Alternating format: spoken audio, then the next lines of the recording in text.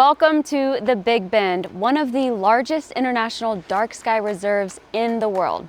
Today, we're gonna go through what is in my astrophotography bag. Let's get to it.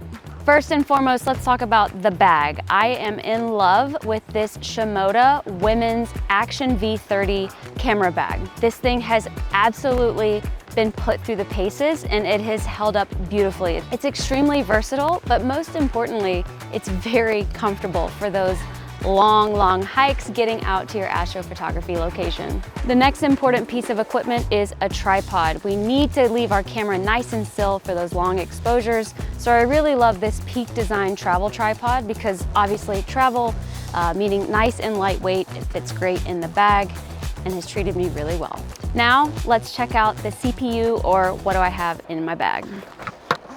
First and foremost, which cameras do I take on my astrophotography outings? My workhorse in a lower megapixel monster is the A7 IV. I love this for running long time lapses or star trails so that my file sizes aren't absolutely massive, but I still come away with incredible low light imaging. My next camera body, I have loved this camera for so long. It's the Sony A7R IV. Now, when I want to blow up an image and absolutely have a ton of megapixels, this thing is an absolute beast. As it pertains to glass, my kit has changed a lot over the years, but I'm so stoked with what I've got in my bag currently. So for versatility, we're gonna start with the Sony 16-35 G Master f2.8. I absolutely love this lens. It is nice and sharp from 16 all the way to 35, and at 2.8 lets in a great amount of light.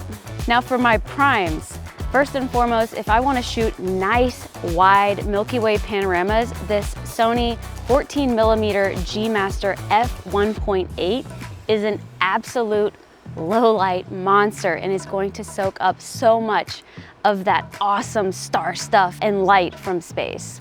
And last but not least, a new addition to the bag. I am absolutely obsessed with this lens after shooting with it out here. It's the Sony 20mm f1.8 G lens. And honestly, I wasn't sure what to expect with this, but I was blown away with how sharp and just how much light this little lens was able to collect.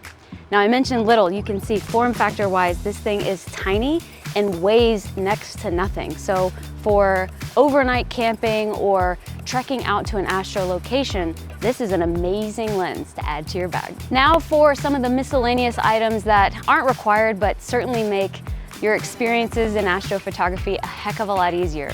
Now I mentioned we're taking long exposures and we don't want to be touching our camera. So having an intervalometer or some way of controlling the camera without introducing shake is an amazing way to ensure that all your images come out nice and crisp. So to ensure that you are safe and not fumbling around your photography area, a headlamp is my next piece of recommended gear.